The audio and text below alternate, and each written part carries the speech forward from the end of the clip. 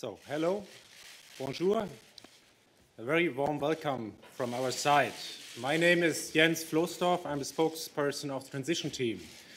A few of you already know my face, but it would be good if you would tell your name and your medium if you've got a question later. As you know, the last few weeks we had a lot of internal work to do, forming the structure and composition of the new college. Therefore, I ask for your understanding in advance. At this stage, we are not yet in a position to go deep into details and specific policy areas. But we are here and we're ready to answer what can be answered today. Right after this press conference, you can find some more detailed information on the structure on the website of the Commission, also in the mission letters on the portfolios. And of course, the colleagues from the SPP will always be available for you.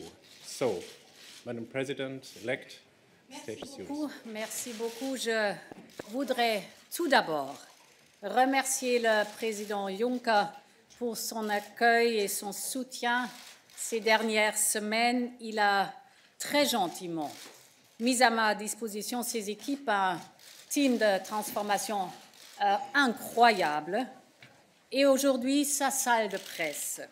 Je connais Jean-Claude Juncker depuis que je suis engagée en politique. J'ai beaucoup appris de Jean-Claude Juncker et je lui dois beaucoup également. Ce sera un honneur pour moi de le succéder. Ladies and gentlemen, today I'm presenting my team for Europe.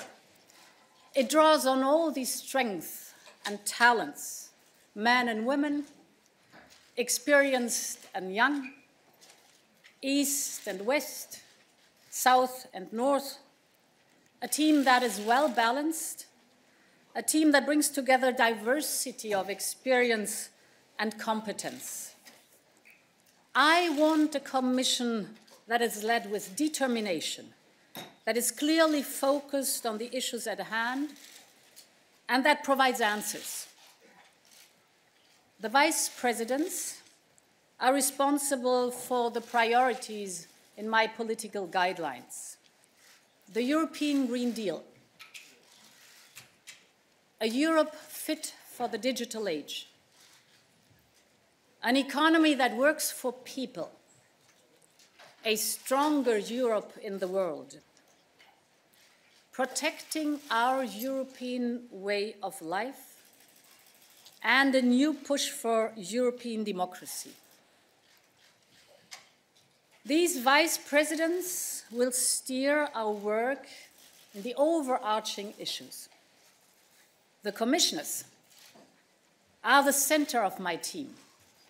They will manage the expertise provided by specialized directorates general. I want this commission to be a flexible, a modern, an agile commission. I want to preside a college that is committed, that understands Europe, that listens to what Europeans want. This is why I expect, for example, all members of college to visit every member state in the first half of our mandate. We should not only get to know the capitals, but also visit the regions in which the people of Europe live and work. And this will be a commission that walks the talk. Just as Europe must become fit for the digital age, so must the Commission. Therefore, college meetings will be paperless and they will be digital. And yes, our goal is to make life easier for people and business. In other words, also to reduce the administrative burden. Therefore, when we create new laws and regulations, we will apply the principle of one in, one out, and we will develop an instrument to measure this. We want to cut red tape. I want this college to be gender balanced, but I also want this college to be balanced geographically. And as you can see, the vice presidents come from east and west, from north and south of the European Union. we have a structure that focuses on tasks, not on hierarchies. Depending on the topics, the members of the college will work in different clusters. We need to be able to deliver on the issues that matter the most, rapidly and with determination. That is why I have given my executive vice presidents a double function. They will be both vice president and commissioner. They will coordinate our work on the topics that cut across our society and the economy. These are the overarching topics. And they will have their own policy to manage within this broader topic. I want to show this, how this works in practice. Frans Timmermans will be the executive vice president for the European Green Deal. I want the European Green Deal to become Europe's hallmark. At the heart of it is our commitment to becoming the world's first climate-neutral continent. It is also a long-term economic imperative, because those who act first and fast will be the ones who grasp the opportunities from the ecological transition. I want Europe to be the front runner. I want Europe to be the exporter of technologies, knowledge, best practice. Frans Timmermans will lead the work on the European Green Deal. He will also manage climate action policy, supported by DG Klima, and he will work together with the commissioners for agriculture, health, transport, energy, cohesion and reforms, and environment and oceans. Executive Vice President Margrethe Vestager will lead our work on a Europe fit for the digital age. Digitalization has a huge impact on the way we live, we work, we communicate. In some fields, Europe has to catch up, for example, in the field business to consumer, but in other fields, we're excellent. Europe is the front runner, for example, in business to business, when we talk about digital twins of products and procedures. We have to make more out of the field of artificial intelligence. We have to make our single market a digital single market. We have to use way more the big data that is out there, but we don't make enough out of it, what innovation and startups are concerned. It's not only need to know, but it's also need to share big data. We have to improve on cybersecurity. We have to work hard on our technological sovereignty, just to name a few issues in these broad topics. Margrethe Vestager will coordinate the whole agenda and be the Commissioner for Competition. She will work together with the Commissioner for Internal Market, Innovation and Youth, Transport, Energy, Jobs, Health, and Justice. Executive Vice President Valdis Dombrovskis will lead our work on an economy that works for people. We have a unique social market economy. It is the source of our prosperity and social fairness. This is all the more important when we face now twin transitions, climate, digital, I was just talking about. Valdis Dombrovskis will lead our work to bring together the social and the market in our economy. And he will be the Commissioner for Financial Services. He will work together with commissioners for economy, jobs, internal market, cohesion and reforms, trade, innovation and youth. You will have time to get to know all the names of the commissioners, but let me tell you a bit more about a few of my team. Virginijus Sinkevičius. He is 28 years old, and he shows that Europe is ready to hand responsibility over to the younger generation. He will be responsible for our environment and oceans. Jutta Urpilainen. She was not only finance minister or long-standing member of the Finnish Parliament's Foreign Affairs Committee, but she was also a special envoy working in Ethiopia. She will take over responsibility for international partnerships, which is crucial for our neighborhood. It's crucial that we invest heavily in our neighborhood. We have this international partnership to create jobs in these areas. Sylvie Goulard. She's a dedicated and convinced European. She will lead our work on industrial policy, and she will promote the digital single market.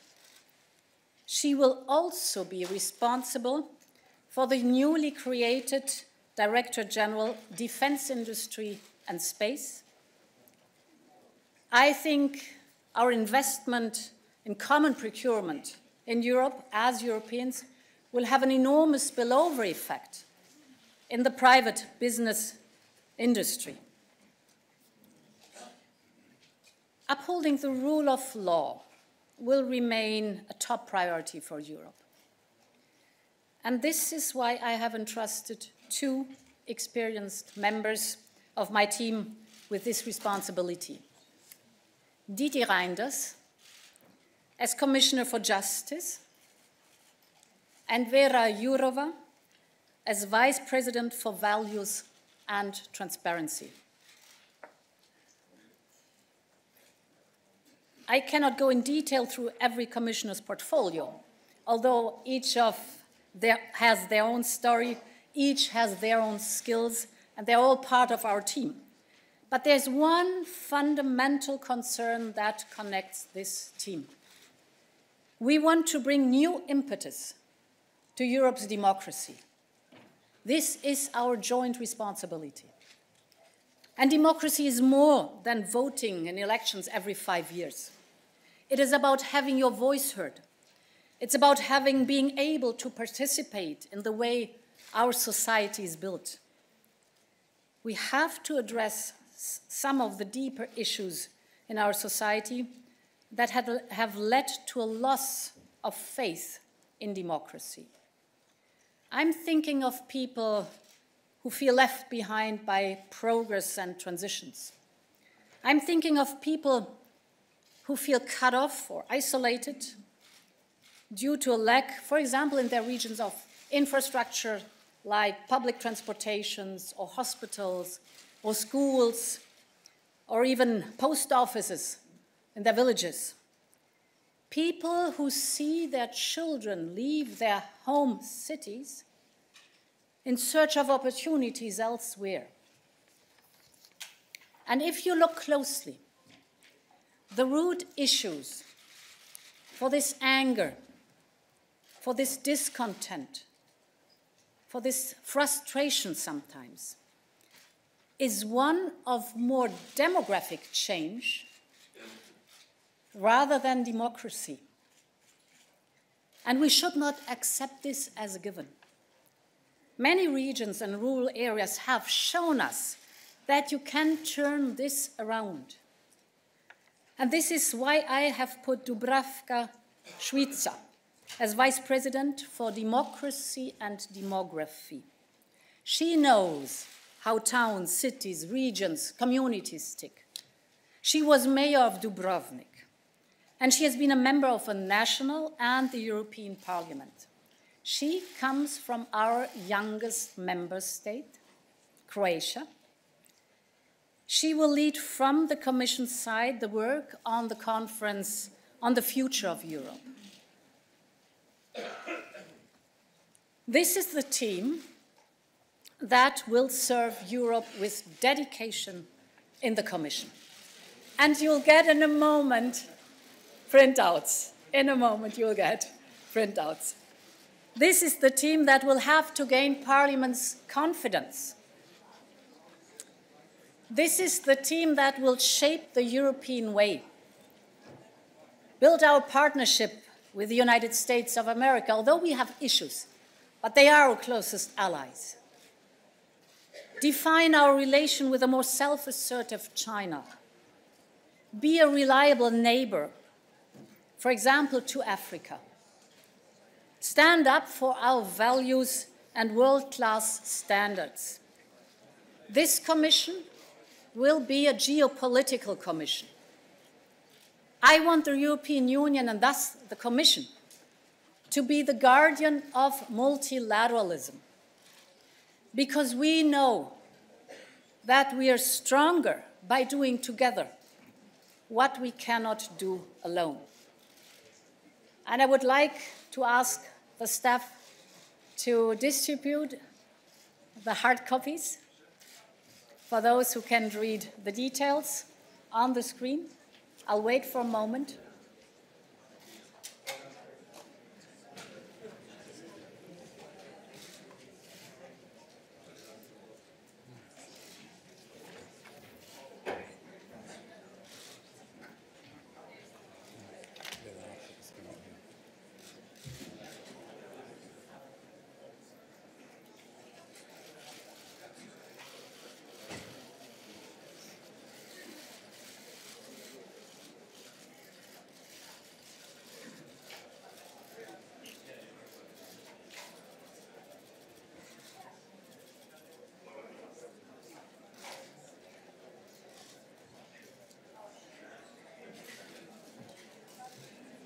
Are we all set?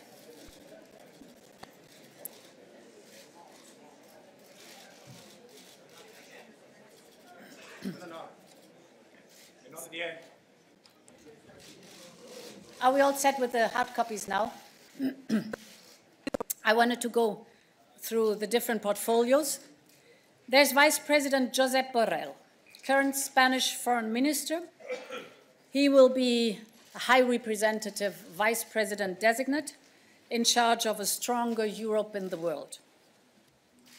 There is Vice President Margaritis Kinas from Greece. You know him as a former member of the European Parliament. You know him as a long-serving official in the European Commission. He calls himself a true believer in Europe. He will be the Vice President for protecting our European way of life. There's Vice President Maroš Šefčovič from Slovakia. He will be responsible for interinstitutional relations and foresight. He will strengthen our culture on evidence-based policy making. There's Commissioner Paolo Gentiloni from Italy. You'll know him as former Italian Prime Minister and Minister of Foreign Affairs. He will be sharing his vast experience in the economy portfolio. There is Commissioner Johannes Hahn from Austria. As a long-serving member of the College, he knows about the importance of nurturing a modern administration. He will be in charge of budget and administration, and he will report directly to me. There's Commissioner Maria Gabriel from Bulgaria. She is a current European Commissioner. She worked with dedication on the digital portfolio, and she's now moving on to create new perspectives to the young generation with the portfolio Innovation and Youth. There's Stella Kyriakides from Cyprus. Sorry, Stella. She is a medical psychologist with many, many years of experience in the field of social affairs, health, and cancer prevention. She will lead the health portfolio. There's Kadri Simson from Estonia.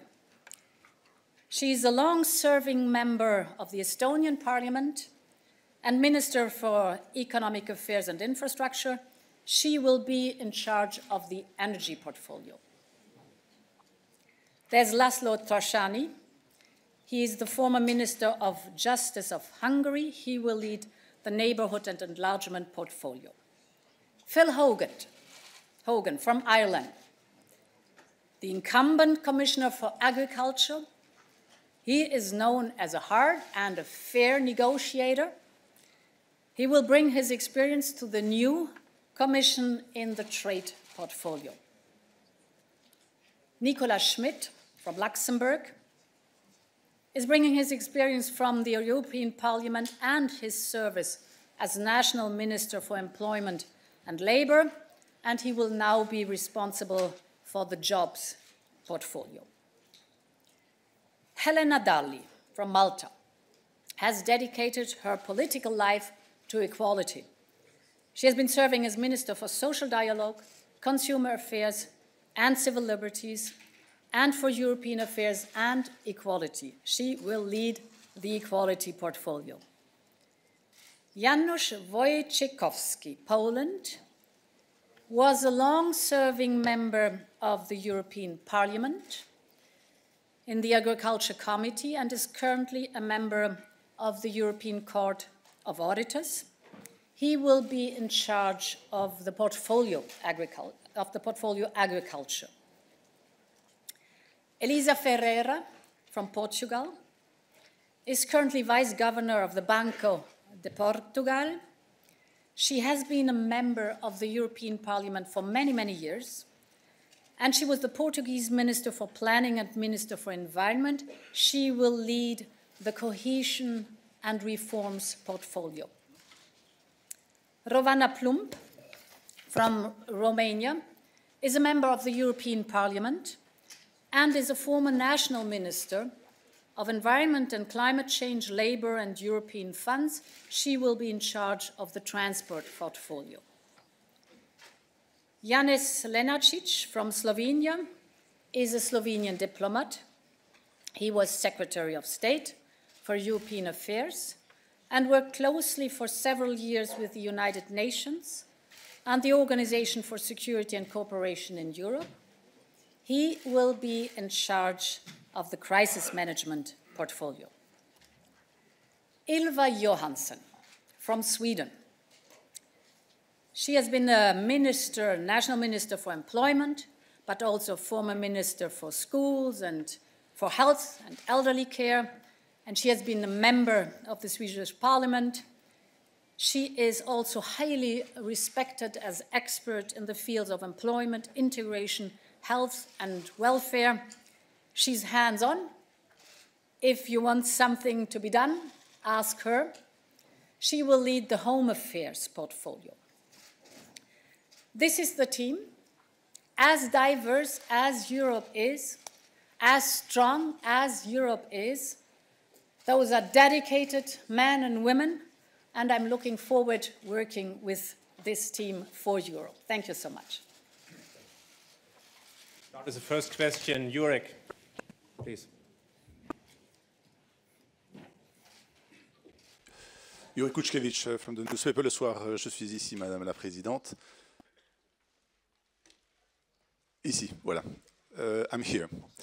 Madame la Présidente, quel est le message politique que vous envoyez à certains pays en désignant Madame Jourova, dont le Premier ministre de son parti fait l'objet d'une plainte, d'une enquête de l'OLAF, et donc qui pose des questions en état de droit. Ma question ne porte pas sur l'honnêteté et la probité de Madame Jourova elle-même et ses compétences, mais quel est le message politique que vous envoyez notamment aux pays qui ont des problèmes à l'état de droit en la désignant à ce poste? Et si je puis me permettre, est-ce que vous pourriez en expliquer un tout petit peu plus en quoi consiste le portefeuille le European Way of Life et quelle est la direction générale qui dépendra de Margaritis Schinas? Merci. Yeah. Thank you for explicitly saying that there is no doubt at all about the competence and the independence of Vera Jourova. And I think it is important that with the topic of rule of law, we show it matters to all of us in Europe. Therefore, we have Didier Reynders as a foreign minister who was one of the first who developed the initiative to have a screening and monitoring throughout whole of Europe about any member state what the topic of rule of law is concerned. And of course, it is a topic that is not showing in any kind of geographical direction of the European Union, but we have a representative from the western part, we have a representative from the central and eastern European part. Both of them will work closely together in a very independent way, and I want to make sure whoever is here as a candidate is first and foremost a European of the European Commission. Margaritis Skinas will, as the political guideline shows in my guidelines I've laid out to the Parliament, he will be responsible for the topic migration, but also for the topic skilled labor, skilled migration, and he'll be responsible for the topic of protection. It is the whole chain that he will work on, cross-cutting through the different portfolios commissioners do have. When we talk about successful managing migration and having a sustainable concept for migration, it starts in the countries of origin, where we do have to invest heavily so that there is a perspective for jobs and a future for people. Incomes at that point, Jutta Urpilainen with international partnerships. We're talking about fighting hard against trafficking and smuggling.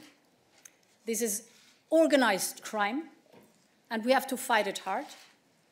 We have to deal with effective, humane, but functioning external borders in order to have free movement in the Schengen area.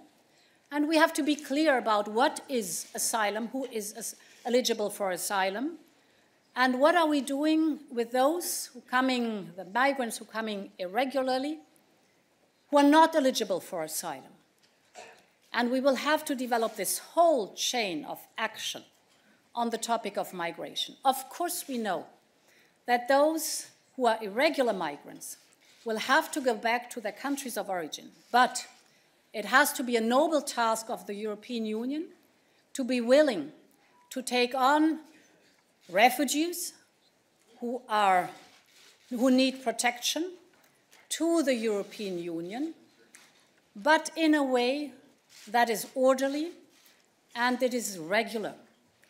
And this whole topic is also combined with the question of skilled labor, because you know that being a continent that needs skilled labor, there are a lot of tasks to tackle at home within the European Union, but we also have to organize a correct way to have skilled migration to Europe, and this whole package will be in the portfolio of Vice President Margaritis Skinas. We work our ways through. We've got plenty of time. Please, a colleague with a white jacket, the woman over here, please. Yeah. Thomas Friedrich für VDI-Nachrichten und Top Agrar. Okay.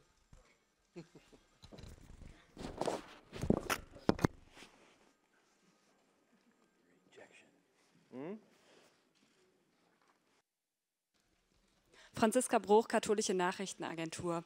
Ich habe eine Frage. Sie haben vorgestellt, Frau von der Leyen, dass es eine Kommissarin für internationale Partnerschaften gibt. Es gab ja auch immer wieder die Pläne, einen Afrika-Kommissar zu haben. Vielleicht können Sie noch mal erklären, warum Sie sich dagegen entschieden haben. Gerne. Ich kenne die Vorschläge eines Kommissars für Afrika und habe dieses Thema besprochen mit Repräsentanten der Afrikanischen Union, aber auch Präsidenten bzw. Premierministern. Und interessanterweise wurde das eher als diskriminierend angesehen. Es kam sofort das Argument, Moment, wo ist dann der Kommissar für Lateinamerika, wo ist der Kommissar für Asien, wo ist der Kommissar für den Nahen und Mittleren Osten?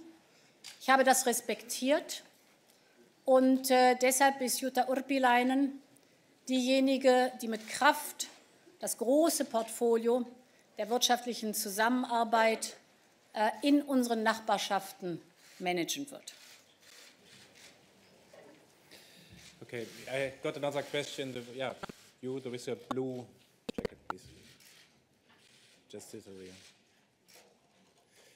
We've got plenty of time. We work us through. Yeah, me or not? Giovanni Del Re für die italienische Tageszeitung Avvenire von Mailand. Frau Präsidentin, es gab Kritik, dass ausgerechnet das Land mit einer riesigen Verschuldung und immer wieder Probleme mit dem Budget den Wirtschaftskommissar stellt. Was sagen Sie zu diesen Kritikern und wie kommentieren Sie die ganze Problematik? Das ist ein wichtiges Thema und ich habe es ausführlich auch diskutiert mit Paolo Gentiloni und Premierminister Conte. Entscheidend ist, Paolo Gentiloni als sehr erfahrener ehemaliger Premierminister weiß genau, welche schwierigen Fragen auf uns und damit auch auf ihn zukommen. Auch hier zeigt sich, wir sind in allererster Linie Europäer, hier in der Europäischen Kommission. Und für uns ist entscheidend gewesen, dass wir eine kluge Kombination einer gut ausbalancierten Verteilung der Ansichten und der Schwerpunkte haben. Wir wissen, dass Valdis Dombrovskis als Executive Vice President zusammenarbeiten wird, eng mit Paolo Gentiloni, dem Economy-Kommissar. Wir wissen aber auch, dass in Italien jetzt der Finanzminister Roberto Gualtieri aus dem Europäischen Parlament kommt, mit einer großen Erfahrung, auch über den Stabilitäts- und Wachstumspakt, sehr genau weiß, was unsere gemeinsam verabredeten Regeln innerhalb Europas sind. Regeln, die wir verabredet haben, weil es uns stärkt, weil es Europa voranbringt und weil wir wissen, dass, wenn wir sie einhalten, es uns allen gemeinsam besser geht. Und Roberto Gualtieri weiß auch genau, was die europäische Ebene nicht nur verabredet sondern auch erwartet. Und in dieser Kombination werden wir meines Erachtens eine gute Balance finden, dass wir diese schwierigen Themen voranbringen, aber innerhalb des Rahmens, den wir gemeinsam in Europa verabredet haben. We go over here, please. One question here at the corner, please. Yep. Madam President-elect, is your decision to appoint the Irish Commissioner to the trade portfolio a message to the United Kingdom of what to expect were they to be trying to negotiate a free trade agreement after a no-deal Brexit? I know Phil Hogan as an excellent, very fair negotiator. And he has handled the agriculture portfolio in a brilliant way. And this is what I expect of him as a trade commissioner. He will be a very fair but determined negotiator. And what our friends from the United Kingdom are concerned, I think it is very important to have together a very good free trade agreement so that, because I think it will be determining the good relations we want to have in the future. We are still in a difficult process, but I keep saying that the Brexit we never wanted, but we respect decisions that are taken by our British friends, by the United Kingdom. The Brexit, should it happen, is not the end of something, but it's the beginning of our future relationship. And I want these relationship, as it has been in the past, in the future to be a good relationship. And therefore I think the Trade Commissioner, Phil Hogan, who will have to deal with all the different trade agreements we are negotiating is an excellent choice. I beg your pardon, as I don't know all your names, I try to find for myself a kind of geographical balance here, and we continue here, up here. Yep, you please. We take 2 questions here, and then we go around in circles, and we've got plenty of time. Morning, Jorge Valero with Euractiv. Coming back to the Gentiloni question, is just to confirm, given that Dombrovskis will be executive vice president, he will be in charge of the DG, I assume, so he will be the last word when deciding, for example, in the case of the Italian dossier. And the second question, we were told by President Sanchez that Borrell will be in charge of Africa and also humanitarian aid, among other issues. So I wanted to confirm whether that's true. We were told that during the last summit in July. So I wanted to confirm whether Borrell will be in charge of Africa, irregular migration, and also humanitarian aid. Yeah. First of all, what HRVP Borrell is concerned, of course, he will be the vice president dealing with the Commissioner for International Partnerships, dealing with the Commissioner for Enlargement and Neighborhood, dealing with the Commissioner for Crisis Management, which was and is humanitarian aid too. And of course, he has a huge task to tackle what our neighborhood is concerned, as it is with each high representative. So we'll have an important role to play in our neighborhood in Africa, for example. Your first point was on Dombrovskis and Paolo Gentiloni. Any final decision is being taken by the college. So these are decisions we take together, and we explain together, and we defend and argue together about why they have been taken the way they are taken. Yes, please. You. Behind the camera. Yep. Almost, but okay. Thank you. Take yours. I'm from Budapest, Hungarian News Television, and my question would be, Madam President, could you please explain or enlighten the background of picking Vera Jourova as Vice President, who is responsible for a rule of law as well? Can it be considered as a conciliatory message to the Central Eastern European countries? Thank you very much. I have answered exactly the same question a few minutes ago. There is obviously consensus also in this room that Vera Jourova, very independent, did an excellent job as Commissioner for Justice in the outgoing Commission. And we have the same combination as it was on the rule of law. In the outgoing Commission, we had a Vice President responsible and the Commissioner for Justice. In the incoming Commission, we will have a Vice President and the Commissioner for Justice, Didier Reynders, together with Vera Jourova.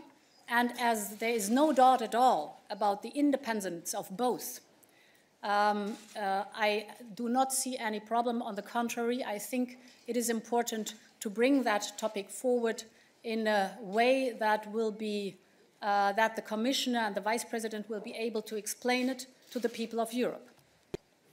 The colleague from AFP, there up there, please.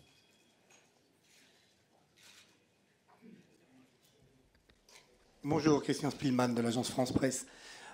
Madame, votre équipe compte plusieurs commissaires, je suis là, plusieurs commissaires qui sont discutables, dont 2 au moins sont sujets à une enquête de l'OLAF, l'organisme pour la lutte antifraude dans l'Union européenne. Je voudrais savoir pourquoi vous ne les avez pas récusés, pour éviter de donner à votre commission qui est à peine née cette espèce d'image un peu tachée de gens qui sont soupçonnés de fraude, même s'il y a la présomption d'innocence. La commission Santerre est tombée à cause de Madame Édith Cresson. Monsieur Barroso a été obligé de se séparer du Maltais Dali. Est-ce que vous ne risquez pas effectivement d'un jour ou l'autre être dans la même situation? Est-ce que ce n'est pas un problème? Est-ce que ce n'est pas justement votre incapacité à dire non aux États membres qui pose un problème sur votre indépendance? Merci, excusez-moi d'être un peu rude. Ça, c'est absolument en ordre. Comme vous l'avez dit, Olaf être indépendant, et ça, c'est bien comme ça. Et il y a toujours la présomption d'innocence, comme vous l'avez dit également. Et finalement, la liste proposée, le collège proposé, était accepté par le Conseil, ce qui est toujours nécessaire. Je crois que nous avons une liste excellente d'hommes et femmes, et je ne veux pas commenter le travail, les investigations de Olaf parce qu'ils sont complètement indépendants, mais ils vont finir leur travail et on va leur écouter. On the right-hand side, there was a question. Yeah, please up there. Yep, you with the red. Yep.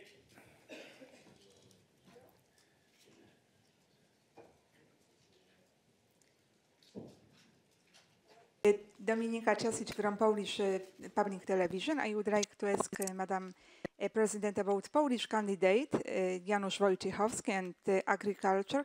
What he will be responsible exactly on? What he will be his duties in your commission? Thank you very much. Well, it is the whole and huge portfolio of agriculture and rural development. And I will not be able now in this press conference to elaborate on this huge topic. It is exactly the same portfolio as we have it right now in the outgoing commission. It's an important one. And the details will be discussed with the commissioners. Actually, they have their mission letters right now, where there's very much detailed out what their duties, tasks, and the expectations are. Please, you're waiting for a long time. President-elect, as a former Orban's justice minister, here I am. Does Mr. Toscani have enough credible experience to promote and insist on rule of law in Western Balkans, as this is going to be his ultimate goal as future enlargement commissioner?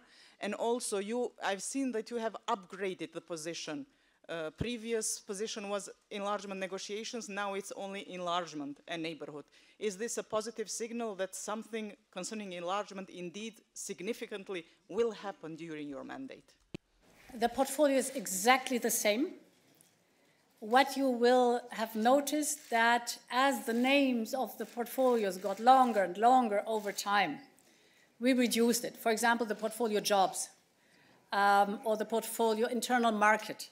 Internal market has entrepreneurship, industry policy, internal market, defense industry, space. So we reduced it to internal market, and same goes for neighborhood and enlargement. The portfolio substance is absolutely the same.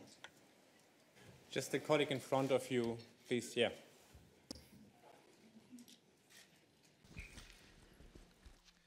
Robert Hodgson for ENDS Europe. I just wanted to ask, the executive vice presidential positions have very long titles which might not necessarily tell the public immediately what the job of the person involved is. So do you think this is the way to make people feel closer to the Commission? Second one is, there's no individual commissioner for climate, and given you've given the environment portfolio to a younger commissioner, do you not think, given the level of support amongst the youth of Europe for climate action, it might have been a nice gesture to name a younger commissioner in a climate role? The public of Europe and the youth of Europe will only be convinced if we deliver. And therefore we have clear goals and we have a clear plan, which is the European Green Deal.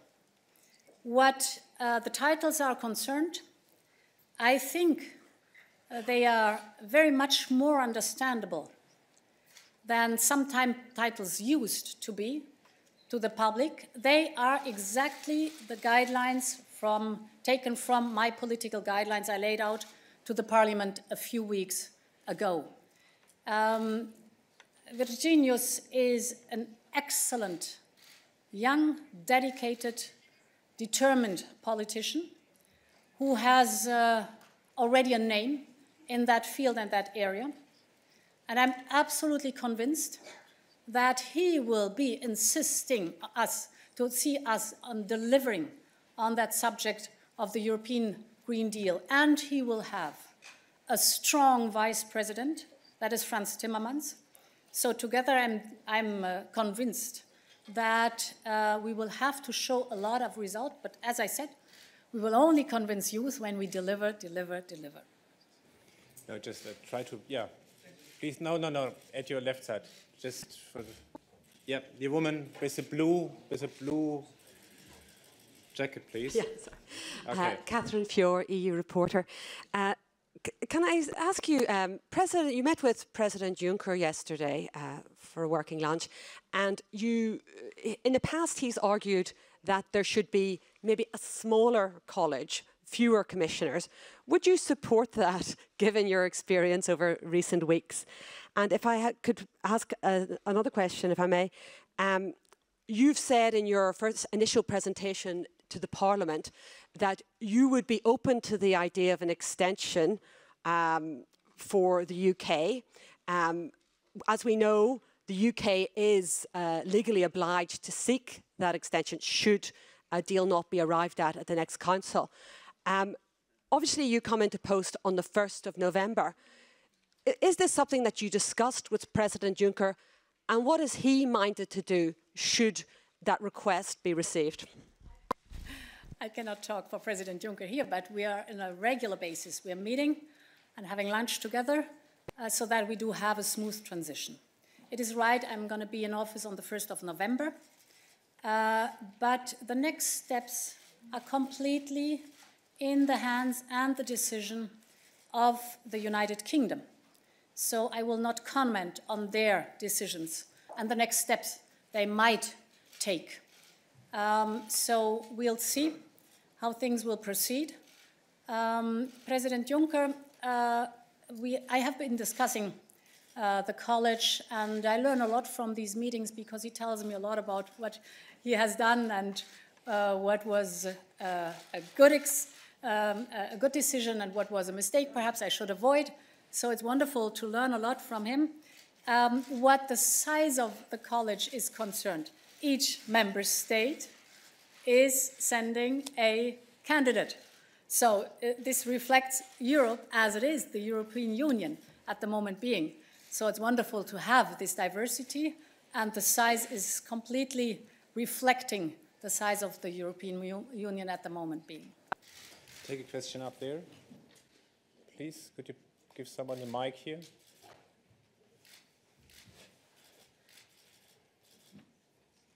Dusan Gajic, Radio Television of Serbia. If I can echo a question asked by my colleague about reasons that led you to propose a commissioner from Hungary to take the enlargement portfolio.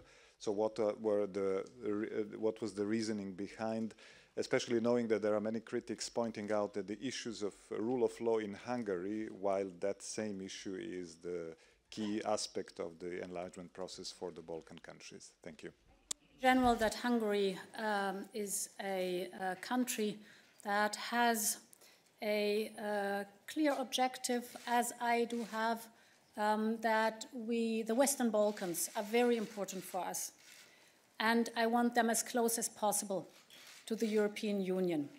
I want very good relation, intensive work and cooperation with them. This will be one of my main focus in this presidency. So this is a very important topic, and I think that Hungary is a country that will work exactly in that sense. You've got one more question here in front on this side. Yeah, please.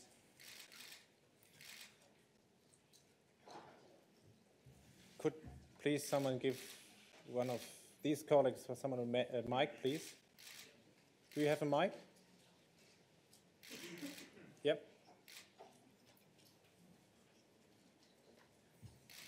Yes, Angela Mauro, Huffington Post, Italy. There is a discussion on the Italian side of reviewing the Growth and Stability Pact. What would be the approach by the new Commission towards this issue? Thank you. We have a Growth and Stability Pact that has been developed out of the experience of the economic crisis and in a broad consensus, finally, that we want a strong European Union, a strong economy, a strong Europe.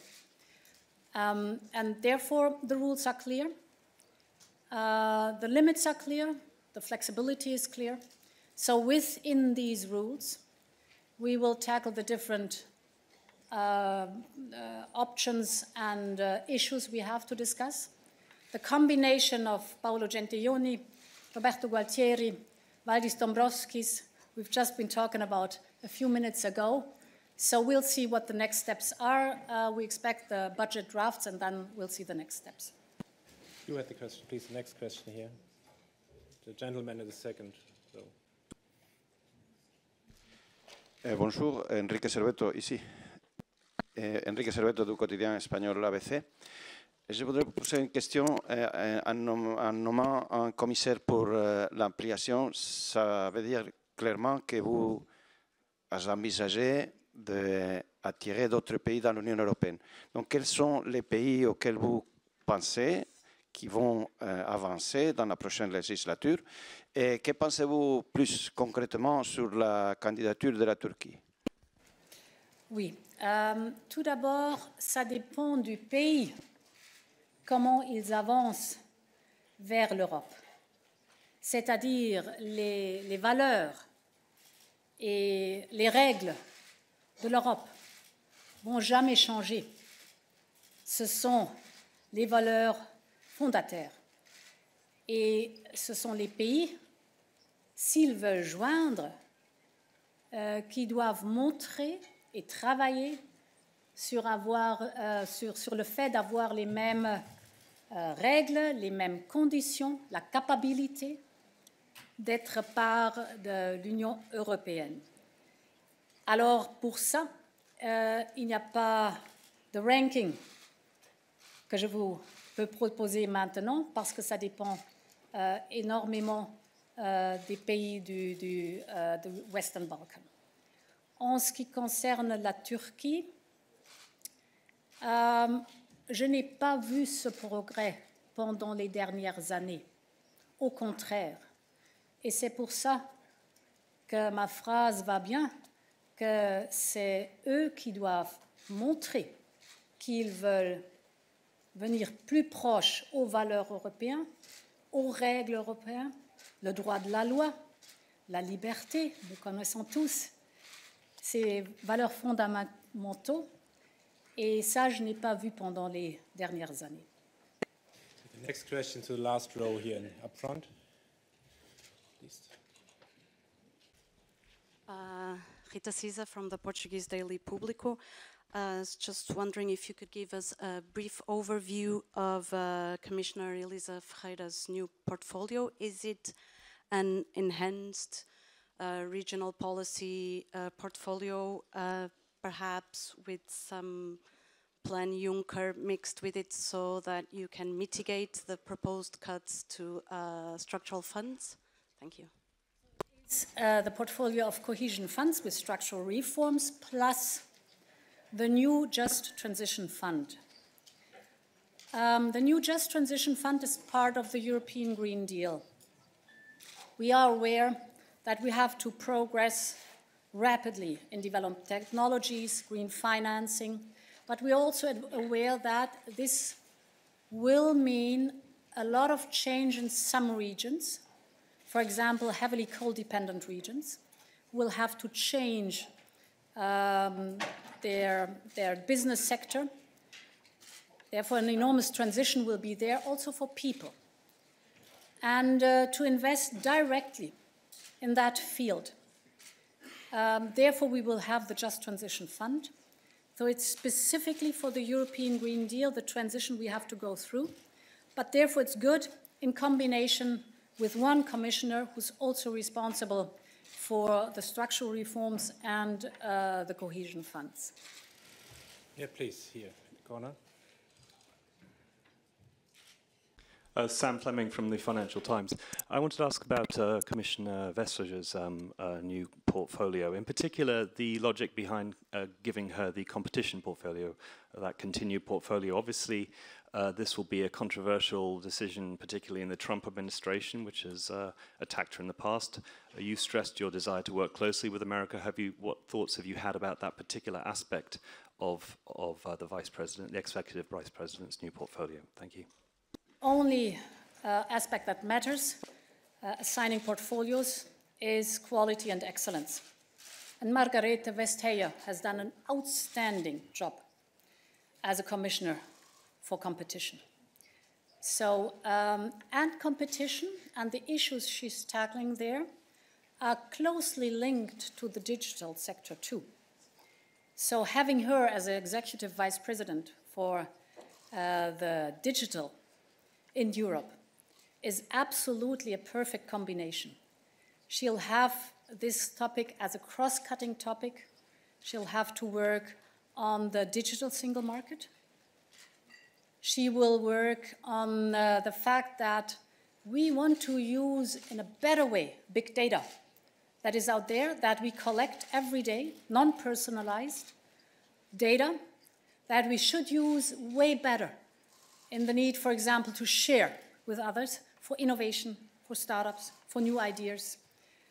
She will work on the whole topic of cybersecurity, which is the more we're digitalized, the more we're vulnerable. So there's a huge field in front of her, and as she's shown excellence in the Commission portfolio, she'll keep that.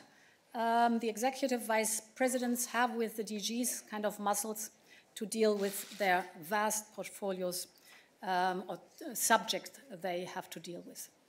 You stay here in the front, please. Yep. Got the mic. Bernd Rieger, Deutsche Welle in German, if I may. Frau Präsidentin, hatten Sie das Gefühl, als Sie die Kommission gebaut haben, ich habe zu viele Kommissarinnen und Kommissare und zu wenige sinnvolle Portfolios? Und ein kleiner Zusatz, wenn die Briten drin bleiben, bestehen Sie dann darauf, dass die Briten auch einen Kommissar oder eine Kommissarin schicken? Das Gefühl war eher umgekehrt. Wir haben so viele Themen, auch Themenfülle, die auf der europäischen Ebene zunimmt. Vor allen Dingen, weil wir eine stärker geopolitische Kommission sein wollen. Und all die Themen, die heute angesprochen worden sind, zeigen ja schon die Dichte, die die Portfolios haben und die Größe der Themen, die dahinter stehen. Insofern ist es mir eher schwer gefallen, alles zu konzentrieren auf die Zahl der Kommissarinnen und Kommissare, die da sind. Und ich glaube, es zeigt eben auch die Größe inzwischen der Europäischen Union in ihrem Einfluss mit 500 Millionen Menschen weltweit, die dieses Europa auch wahrnehmen muss. Es ist ein Europa, das ein internationaler Spieler, ein Player sein muss, der sichtbar sein muss in den Fragen, wie gehen wir um? Die Frage kam öfter mit unseren Freunden, den Vereinigten Staaten von Amerika, aber wie positionieren wir uns gegenüber einem selbstbewussten China? Was ist unsere Rolle im Nahen und Mittleren Osten? Wie gelingt es uns, genügend Investitionskraft, öffentlich und privat, auch zu akquirieren und zu investieren in unserer Nachbarschaft, zum Beispiel in Afrika, um dort auch mehr Perspektiven zu schaffen? Sie sehen an wenigen Worten, das ganze Thema European Green Deal ist ein Riesenthema. Es wird uns, unsere Gesellschaft prägen in den nächsten Jahren und Jahrzehnten. Und das Gleiche gilt für das große Thema der Digitalisierung, also ein breites Portfolio. Ihre Frage zu den britischen Kommissar oder Kommissarin. Bis zum 1. Juli werden wir sehen, was passiert. Sollte das, bitteschön? Was habe ich gesagt? Also, bis zum 1. November werden wir sehen, was geschieht. Sollte das Vereinigte Königreich um Verlängerung bitten und sollte diese gewährt werden, so muss nach den Regeln des Vertrages ein Kommissar oder eine Kommissarin benannt werden und dann wird es auch ein Portfolio geben. Now we take two questions there on the right-hand side and then we move to the center as there are plenty of questions in the center. So please just wait, we've got time. Tom Weingartner, Power News. Hier vorne bitte. Ich hätte zwei Fragen bitte. Einmal, Ich habe noch nicht ganz verstanden, wie diese Abgrenzung zwischen Energie und Klima jetzt vorgenommen wird. Es ist ja auseinandergenommen worden, das Ressort. Wer vertritt denn jetzt zum Beispiel die EU auf diesen internationalen Konferenzen da, wo immer die stattfinden? Und die zweite Frage ist eine Nachfrage zu dem, was Sie da zur Erweiterung gesagt haben. Bis jetzt galt ja auch der Grundsatz, dass die EU aufnahmebereit sein muss. Haben Sie es einfach vergessen oder betrachten Sie die EU als aufnahmebereit für alles, was da kommen kann? Also was das Thema Energie und Klima angeht, die DG Klima ist mit dem Vizepräsidenten Frans Timmermans und unter diesem großen Thema European Green Deal ist selbstverständlich die Kommissarin Kadri Simson mit Energie dabei. Sie gehört zum Cluster, das ich vorhin gezeigt habe, mit Frans Timmermans als Vizepräsident, der die DG Klima dazu hat. Also eine enge Zusammenarbeit ist von vornherein gegeben. Selbstverständlich ist es so bei dem Thema Erweiterung, die Frage ging vorhin, in welcher Reihenfolge gegebenenfalls Erweiterungen stattfinden können. Und ich glaube, es ist das Allerwichtigste, dass wir klar machen, nicht die Europäische Union ändert sich, sondern es sind die Länder, die gerne beitreten möchten, die zeigen müssen und die wir zum Teil auch unterstützen in der Entwicklung in die Richtung der Grundsätze, der Werte, aber auch natürlich der rechtlichen und der ökonomischen und sozialen Bedingungen, die ein Beitritt zur Europäischen Union erfordert. Und dann gibt es klare Schritte mit Eröffnung von Kapiteln, mit Schließen von Kapiteln, mit Entscheidungen, die immer wieder auch gemeinschaftlich genommen werden müssen. Ich glaube, die Schönheit der Europäischen Union zeigt sich auch darin, dass eben so viele Länder in den vergangenen 60, 70 Jahren alles getan haben, um sich in die Lage zu versetzen, der Europäischen Union beizutreten. Und ganz viele Kommissarinnen und Kommissare, Vizepräsidentinnen und Vizepräsidenten stammen aus Ländern, die gezeigt haben, was es für sie bedeutet hat, der Europäischen Union beizutreten und wie viel wir gemeinsam dadurch gewonnen haben. Die Beitrittsländer, die Länder, die schon in der Europäischen Union waren und der europäische Gedanke insgesamt. Und das ist genau die Schönheit und die Einzigartigkeit, die nur die Europäische Union so hat. The upper level, please, on the right-hand side. Yeah. Yep. Hello. Hello. Estonian Public Broadcasting, Eppe Hunt. One question concerns energy topic, because one of the main issues of this commission is tackling climate change, and one of the key portfolios is energy. Could you describe a bit your expectations towards portfolio of Kadri Simson? And second question, you mentioned that bureaucracy in the European Commission will be paper-free. How could you imagine it will happen from the first day of your office? From the first day of this college, the college meetings will be paperless. So beginning in November, the college meetings will be paperless and only digital. This is the start. And I've known this administration as being very digital already. So what I was talking about are the college meetings. But of course, we can get way better in the overall performance as not only the European Commission's administration, but the whole of Europe. What the energy portfolio is concerned, it's a huge portfolio, and I can only roughly go through a few buzzwords. Otherwise, this will take way too much time at the moment being. Of course, energy has to be reliable. We need diversity. It has to be diversified, the supply of energy. It has to be affordable, and it has to be resource or climate friendly and renewable. And this is not a ranking I just put in place. So there you have already the outline of where you have to move forward within a portfolio. It's a very important portfolio. There's an enormous amount to do, and I'm sure Kadri Simson will do a perfect job. Take a second question from this side, then we move to the center, please. Madam President-elect, competition is now a part of the digital portfolio. Does that mean that competition should be further politicized in its decisions, so to create European digital champions? Is that the idea? And also, where will be the oversight of all the mergers that are not digital? Will that also be part of Mrs. Vestager's portfolio, or will that be part of industrial strategy, industrial policy, something else maybe? Also, can you tell us whether there will be pen to write it down. Yeah, danke schön. So, competition as portfolio stays as it is.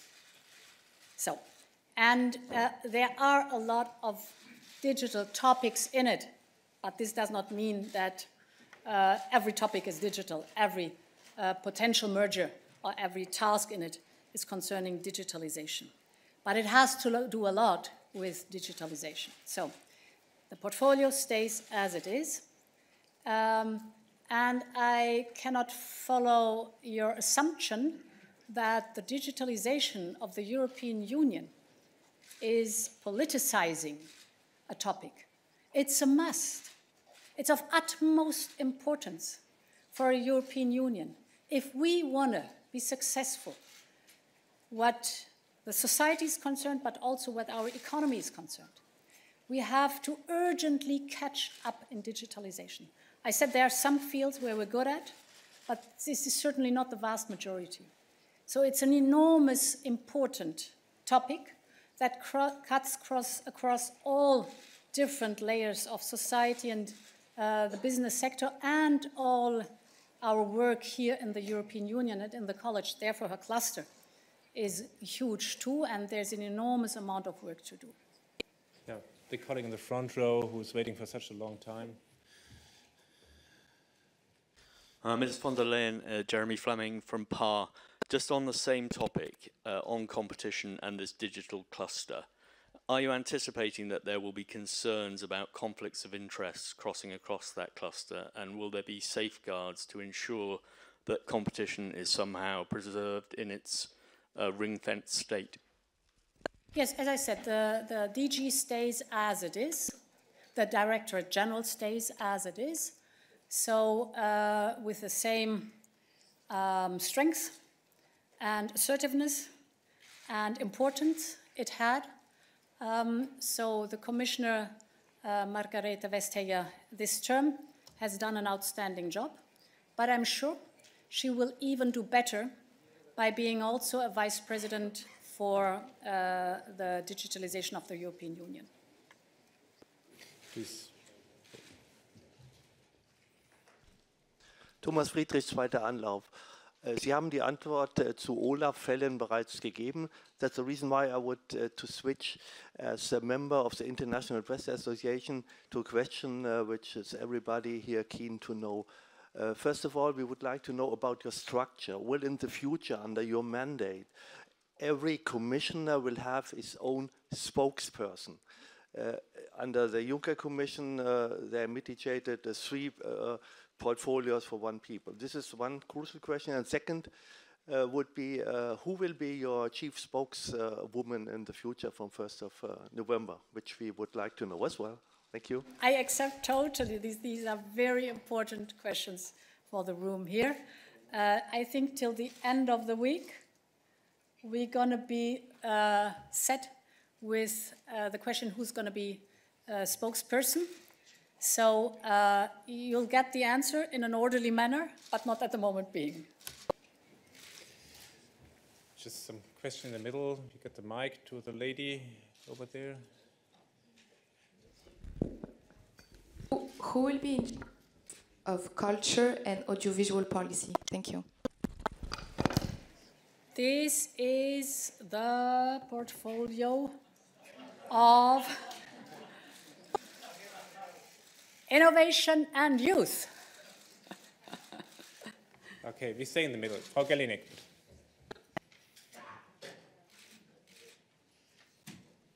Anne Gellinek, ZDF in Brüssel.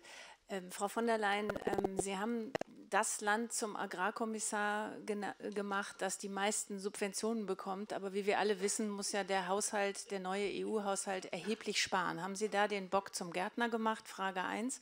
Und zweite Frage, was bedeutet die Ernennung einer Energiekommissarin aus dem Baltikum für den Bau von Nord Stream? Grundsätzlich ist mir sehr, sehr wichtig, dass wir hier festhalten, und das ist auch eine Grundbotschaft an alle Kommissarinnen und Kommissare, Vizepräsidentinnen und Vizepräsidenten. Sie sind jetzt Europäer, die in erster Linie im europäischen Interesse handeln. Das gilt für die Frage der Energie, das gilt für die Position der Kommission, ist sehr klar. Und ich habe mit allen Kommissarinnen und Kommissaren oder Kandidatinnen und Kandidaten für die verschiedenen Portfolios sehr klar darüber gesprochen. Sie sind nicht mehr die Botschafter Ihres Landes. Das sind Sie vielleicht früher als Minister in den Ministerräten gewesen. Das sind jetzt andere. Wir haben eine Balance zwischen den verschiedenen Kammern. Hier sind Sie in allererster Linie Europäer und vertreten europäische Positionen. Und im Übrigen die Position, die wir entwickeln werden als Kommission, wird im Kolleg gemeinsam getroffen. Das Gleiche gilt im Prinzip auch für den Agrarsektor. Wie insgesamt das Ceiling sein wird, die Höhe sein wird, ist eine Frage von Verhandlungen. Und ich erwarte von allen, die mit dem Budget zu tun haben, dass wir gemeinsam europäische Interessen ausbalancieren. Klar müssen Kommissarinnen und Kommissare für ihre Portfolios streiten, das ist gar keine Frage, aber im europäischen Interesse. The lady in the front row, please. Got the mic, and then we move up there to you. Thank you. Just here. Martina Steves for the New York Times. 2 questions. You've spoken a lot about European values today, in particular in the context of the accession of aspiring countries, neighbors, including Turkey. You made it clear that you don't believe Turkey shares Europe's values. And so I want to ask you, are you going to continue with the policy of handing billions of euros to countries that don't share Europe's values to keep migrants away from the European Union? The previous Commission granted a €6 billion package to Turkey. Will you renew this? And what are the pitfalls of doing this, in giving countries this kind of money for this type of policy? And secondly, could you elaborate on the idea behind the DG for Defense? What will the competences be, and how does that fit into Europe's, European member states' membership of NATO, etc.? Thank you. Yeah. Perhaps I start with the second question first. NATO will always be collective defense, without any question. And NATO is the strongest military alliance in the world. The European Union will never be a military alliance. But the European Union has been told many, many times, the member states of the European Union are being told within NATO that interoperability, that is common procurement for their armed forces, is of utmost importance. That has been the message over decades, I'd say. So now the European Union is moving forward because it is sensible and it is the right thing to do, to have procurement in a common way. So the European Union is moving forward. It is the new DG Defense Industry and Space. What is the thought behind it? We do have the European Defense Fund. And it is a right idea to enable the European member states to do the research, the development, and the procurement for the future systems we will have together, knowing that this will improve enormously interoperability, which is actually of benefit for NATO. We have one single set of forces, so it's of benefit for NATO. But it's also of benefit for the industrial basis in the European Union, because we know that the publicly driven research and development of procurement has an enormous spillover effect in the private civil industrial sector. So there are research topics that would never have been developed if it weren't for the common procurement. I give you examples that you all know. The American DARPA was the one that nurtured the development of the internet for the American armed forces. Same goes for GPS. We wouldn't have GPS today if it weren't for the armed forces, research and development. Today, nobody would think about it. So, therefore, it is of utmost importance for the economic and industrial basis of the European Union and the basic research on these huge topics to have a common approach, and the new Director General for Defense is working on that. Your other question, thanks God I have a pen, so I keep it in mind. The Turkey-EU agreement was an important and complex one.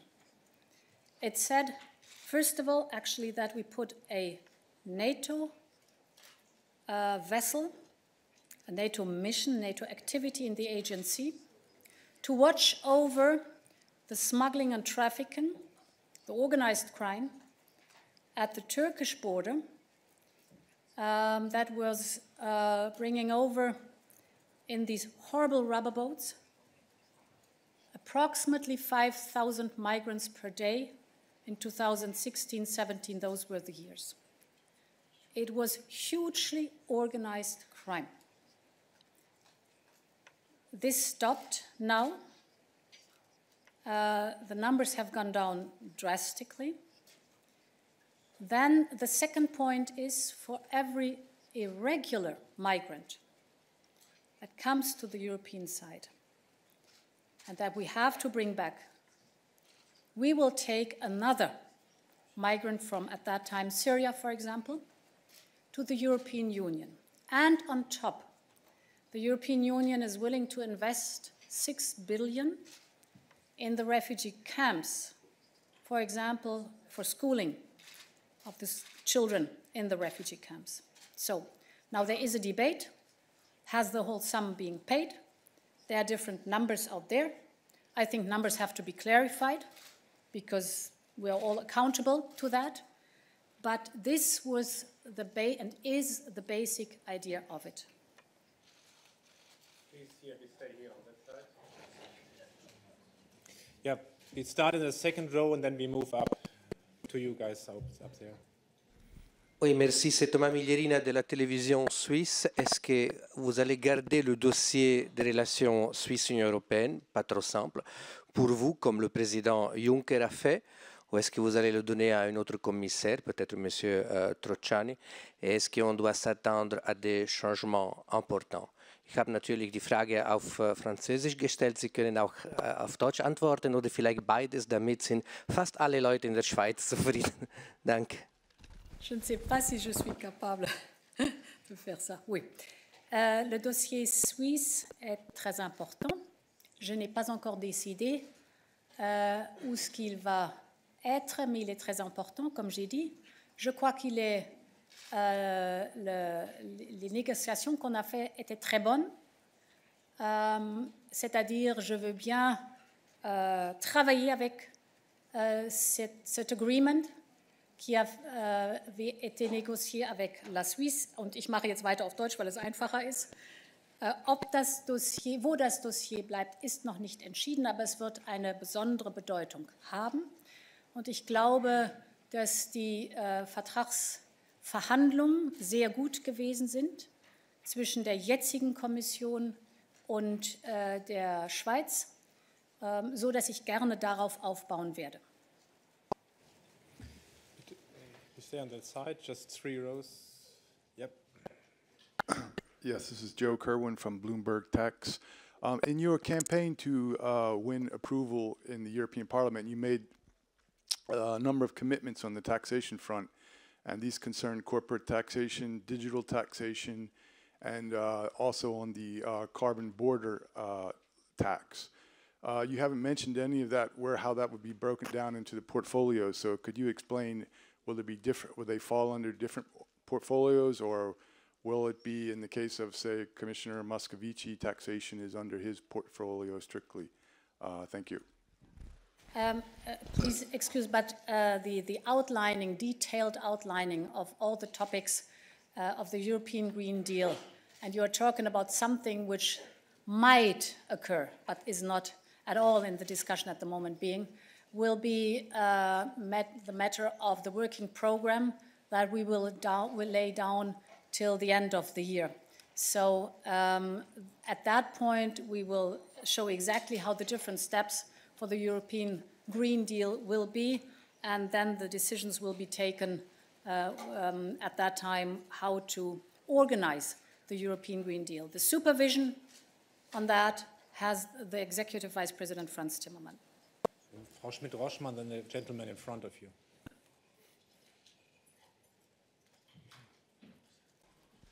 Thank you. Augustin Palokaj from Youth and Release, Croatia. I have a question on Madame Šuica, Vice President for Democracy and Demography. What is the idea of linking those two?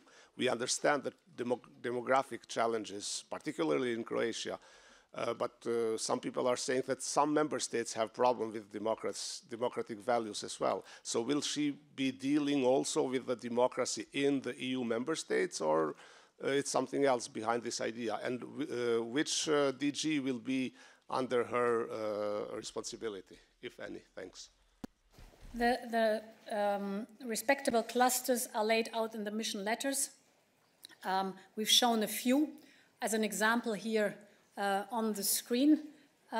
So the topic, she will be responsible for the huge topic from the Commission side, what the Conference on the Future of Europe is concerned. This is an enormous process. It's a vital process for our democracy, and she will be the one from the Commission side. We will do that in close cooperation with the Parliament and the Council. So it's not only a Commission's project, but it's of utmost importance to roll out this program over the next 2.5 years, and then to be able to collect the knowledge that we've won out of it. In my introductory remarks, I stressed that I think some of the points of anger and frustration and loss of faith in the democracy is not an issue of democracy, but it's frustration about being left behind, being cut off, not having access to public services you want to have, seeing people leaving the region, seeing your children leaving the region, which are all signs of demographic change. And this demographic change, this is my plea, is not a given. It's not something we just have to take as something we can't do anything about it. On the contrary, there is, and this would take too much time, there are regions, there are cities that showed successfully that you can stop the decline, you can make a turnaround, and you can improve on that topic again. And to bring this knowledge to the different regions, to map the European Union, to look for the best practices, is a fantastic task. It starts with the topic of reconciliation of work and family. It goes deep into mobility infrastructure. It goes on with perspectives and jobs you do have, but it also goes deep into the topic, what are we doing with an aging workforce? And there is a lot that can be done. So it's a vast topic, as you see, with my short outlines, and these are the two main stakes she has to deal with. Frau Schmidt-Roschmann, and then we go up to the top. Schmidt-Roschmann, Deutsche Presseagentur. Do you anticipate difficulty with the confirmation in the European Parliament, and possibly even a delay of your start on November 1st? I know that it is a very important process of the hearings in the European Parliament, and each commissioner, each vice president will have to convince without any question. So it's out of respect before the Parliament that I am not the one who's talking about the timelines. the Parliament will decide when to start the hearings, and the Parliament will decide when they've heard enough and the hearings stop. Yeah, please, on the top. Yep. Thank you very much. Emre Peker with the Wall Street Journal. I have two questions, if I may. The first one is about trade and U.S. relations. Just as you take office, the U.S. is will be about to get its award in the WTO Airbus case, and they've been quite intent on leveling tariffs. And we also have the car tariffs that will come shortly after you're in office. What's your game plan for trying to convince President Trump and his administration not to go down the tariff route? Do you have any meetings planned, and do you see a positive agenda going forward? And secondly, some of the ideas that you put forth in your political guidelines with regards to the European Green Deal, such as the carbon tax and the higher ambitions for emissions cuts by 2030, have already been discussed repeatedly at the EU level, brought up by France twice, and partially by Spain, with regards to the carbon border tax, and the 55% reduction was shut down by the member states at the Council, who agreed on a 40% reduction just 2 years ago. What do you think is different this time, and why would the EU governments go along with your more ambitious targets? Thank you. This is, I start with your last question first. This is a topic that is gaining an enormous amount of drive, and rightly so. And the Council agreed on the goal of climate neutrality. So if we want to reach climate neutrality in 2050, we have to have reliable, achievable steps before this date that have to be taken.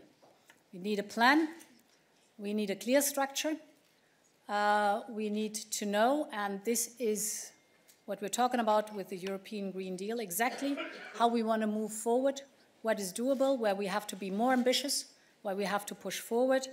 But I'm convinced, if I may say so, that sooner or later, every region on this globe will have to join in the goal to have a climate-friendly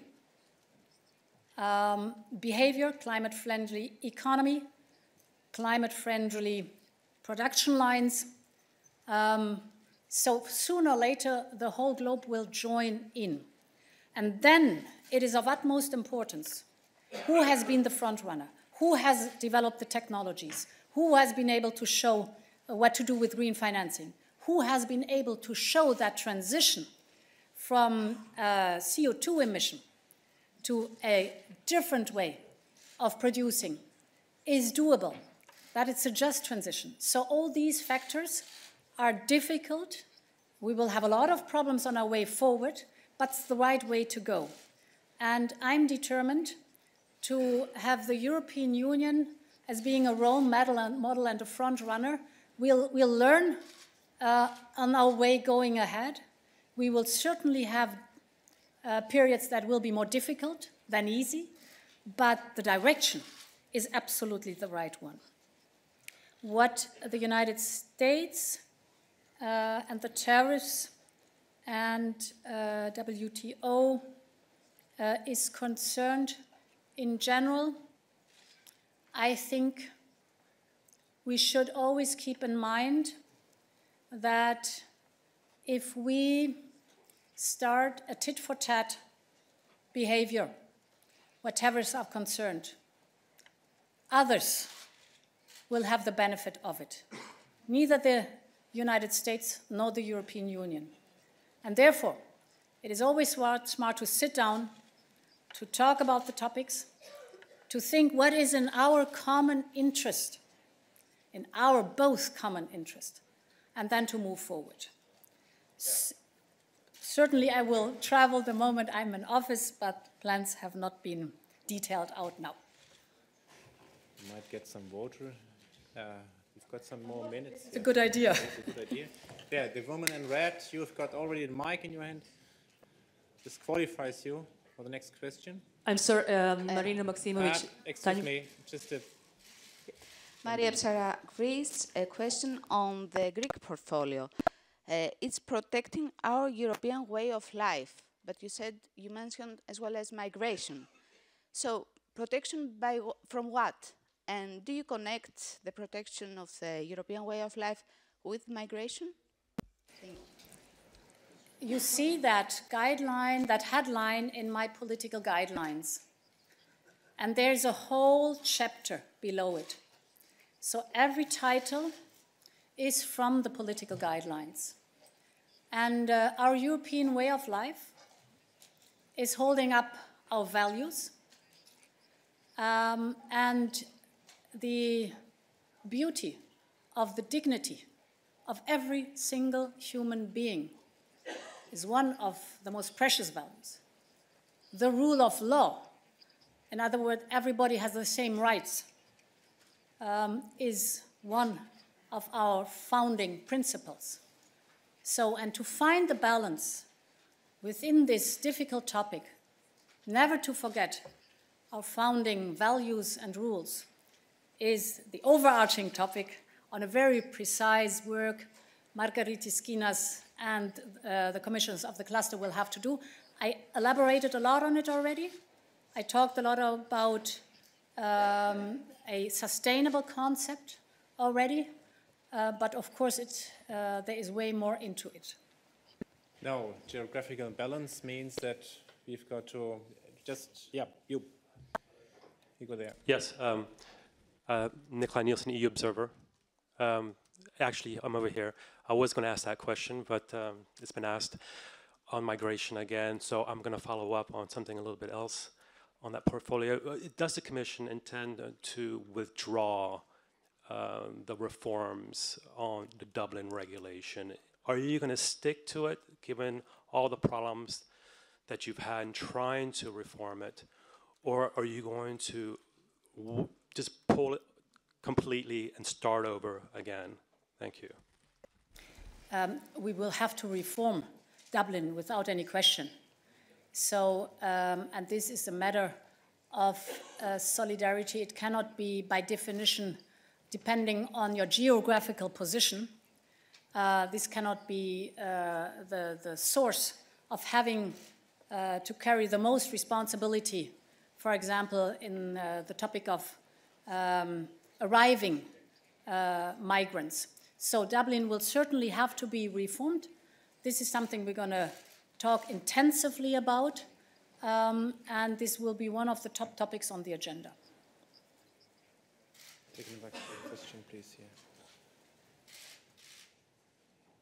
Merci beaucoup. C'est Griselda Pastor. Je suis là. Je travaille pour la radio espagnole.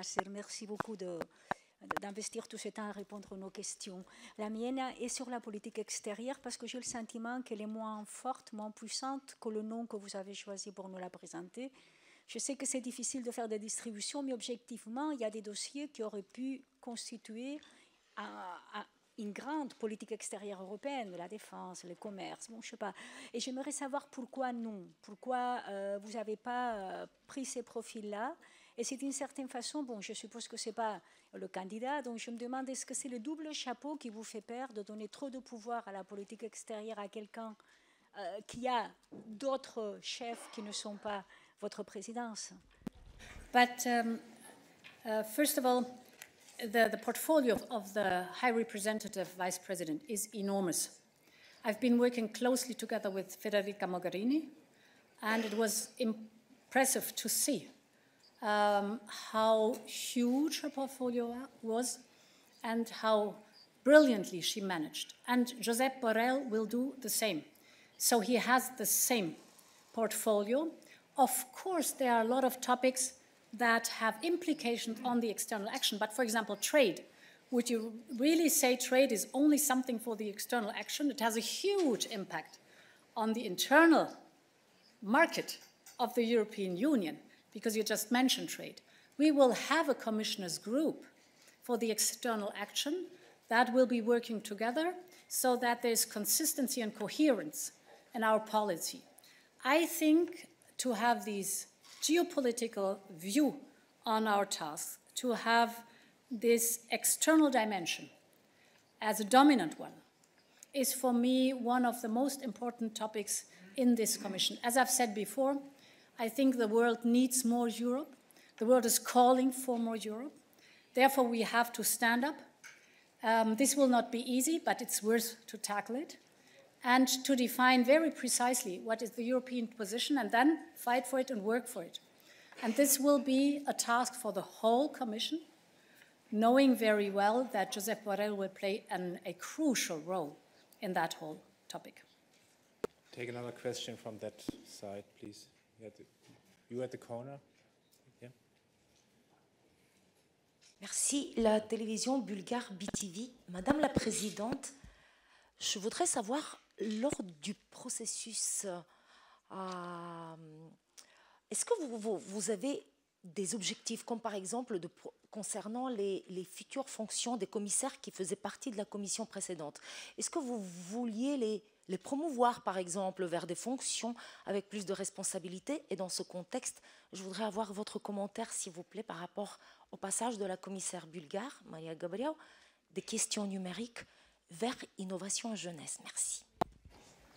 Maria Gabriel has done an outstanding job in the digital portfolio she had or has in this commission. And therefore, I think she's the perfect person to move on to the huge portfolio of research and innovation. It is crucial for the European Union that we are frontrunners here and we make the right decisions. And research and innovation is the basis for a successful economic sector. And she has the vast portfolio of education, youth, culture, and sports. In other words, she has with her the whole Erasmus program. This is what matters for young people. This is the most successful European program we do have, and rightly so. I'm a big fan of the Erasmus program. So that is an enormous responsibility, but as I know Maria Gabriel as somebody who is determined and who's capable, she'll manage. Please. No. Euronews Turkish Service, Sertaç Aktan. I have a follow-up on my colleague from New York Times. Madam Elect President, are you willing to open negotiations on a new financial package to Turkey? Because President Erdogan clearly stated that he's going to open the borders if this is not the case.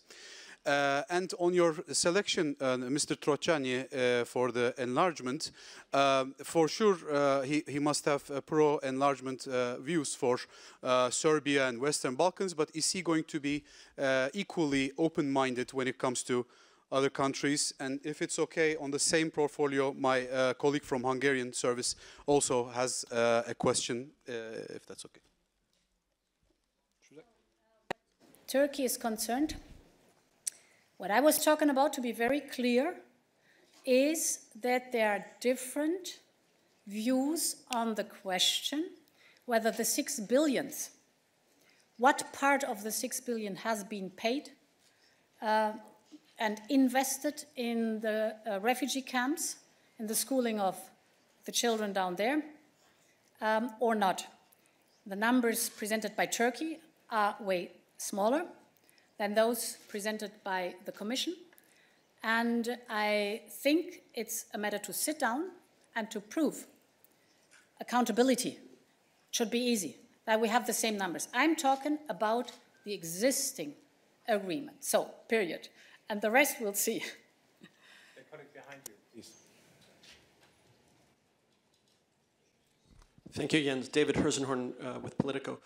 President-elect von der Leyen, we see the results of your efforts to achieve near perfect gender equity in this new commission. Obviously, that's an important symbolic statement. Can you tell us, is there any substantive difference that you expect in this commission from its predecessors as a result of having that balance? And also, When the European Council put your name forward, it was clear they envisioned 2 executive vice presidents as a way of balancing among the political affiliations with your Liberal and Social Democrat partners. Now, the addition of a 3rd executive vice president from your own EPP family, does that upset that balance, and do you expect any static in the European Parliament as a result of that? Here too, I start with the second question. If we look at the result from a proposal from the European Council, we had EPP, my person, myself.